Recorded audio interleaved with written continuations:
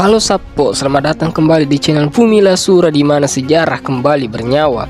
Bayangkan sebuah negeri yang dulu hidup dalam harmoni, di mana orang-orang dari latar belakang berbeda bisa duduk bersama di satu meja, berbagi cerita dan tawa. Bosnia dan Herzegovina, sebuah wilayah di Eropa Tenggara, pernah menjadi rumah bagi keberagaman. Muslim Bosnia, Kristen Ortodoks Serbia, hingga Katolik Kroasia. Namun di awal tahun 1990-an, negeri ini berubah menjadi salah satu ladang pembantaian paling kelam di akhir abad ke-20.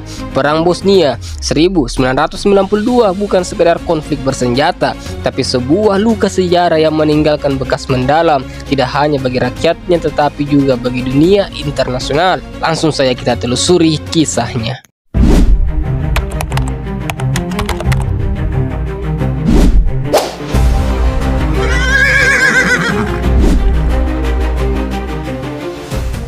Awal mula perang ini tidak bisa dilepaskan dari runtuhnya Yugoslavia. Selama puluhan tahun, Yugoslavia berada di bawah kendali Josip Broz Tito, seorang pemimpin karismatik yang mampu menjaga stabilitas meski rakyatnya berbeda agama, etnis, dan budaya.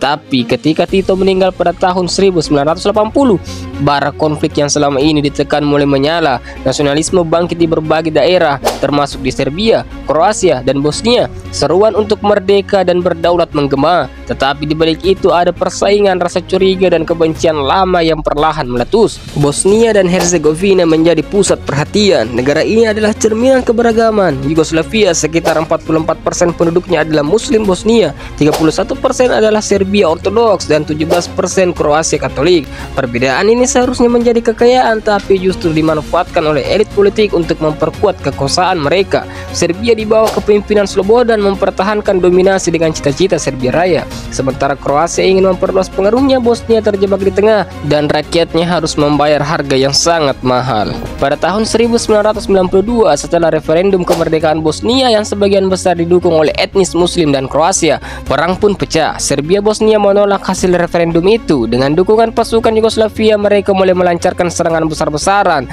Kota Sarajevo, ibu kota Bosnia, dikepung selama hampir 4 tahun, pengepungan terpanjang dalam sejarah modern. Bayangkan sebuah kota yang indah dengan gedung-gedung bersejarah dan jalan-jalan yang ramai berubah menjadi neraka.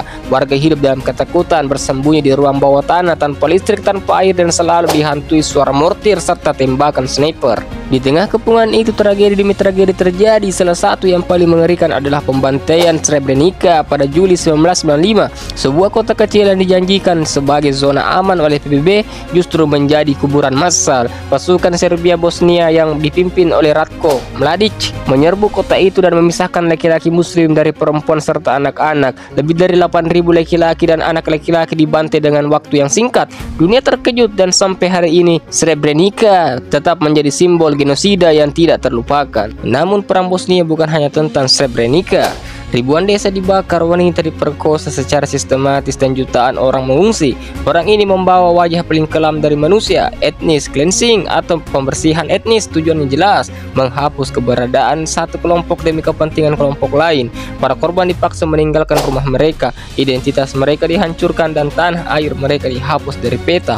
Dunia internasional sebenarnya tidak tinggal diam, tapi reaksi mereka saling terlambat. PBB mengirimkan pasukan penjaga perdamaian, namun mereka terbatas dan tidak mampu menghentikan pembantaian. Negara-negara barat baru benar-benar turun tangan ketika tekanan publik semakin kuat dan ketika kepentingan geopolitik mereka ikut terancam. NATO akhirnya melancarkan serangan udara pada tahun 1995 untuk menekan pasukan Serbia Bosnia. Langkah itu bersama dengan diplomasi intensif membuka jalan bagi perjanjian Dayton, sebuah kesepakatan damai yang ditandatangani pada Desember 1995.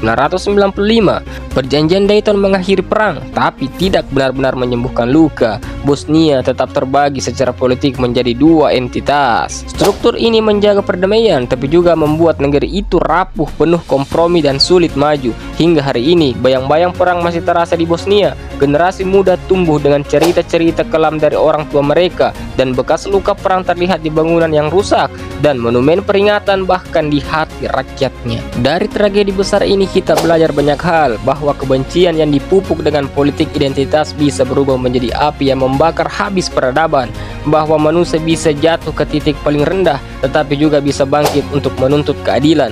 Pengadilan Kriminal Internasional untuk bekas Yugoslavia dibentuk. dan beberapa tokoh perang Bosnia seperti Ratko dan Radovan akhirnya diadili dan dihukum. Keadilan mungkin datang terlambat, tapi ia menunjukkan bahwa dunia tidak bisa sepenuhnya menutup mata.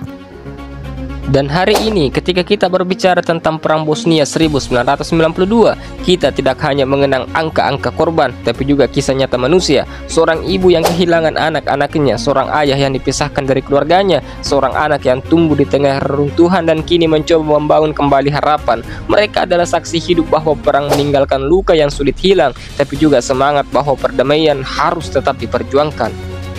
Dan untuk kita semua, cerita ini adalah pengingat perang tidak pernah benar-benar membawa kemenangan. Yang ada hanyalah penderitaan, air mata, dan penyesalan. Maka tugas kita adalah menjaga harmoni, menghargai perbedaan, dan tidak terjebak dalam kebencian yang bisa dimanfaatkan oleh segelintir orang demi kepentingan mereka.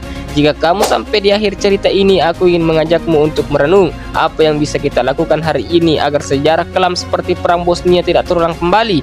Bagikan pendapatmu di kolom komentar karena diskusi ini penting untuk kita semua. Jangan lupa untuk subscribe, nyalakan lonceng notifikasinya, dan bagikan video ini agar lebih banyak orang tahu tentang kisah kelam yang pernah terjadi di jantung Eropa. Kita belajar dari masa lalu agar masa depan tidak lagi diwarnai darah. Sampai ketemu di episode sejarah menarik lainnya. Salam sejarah.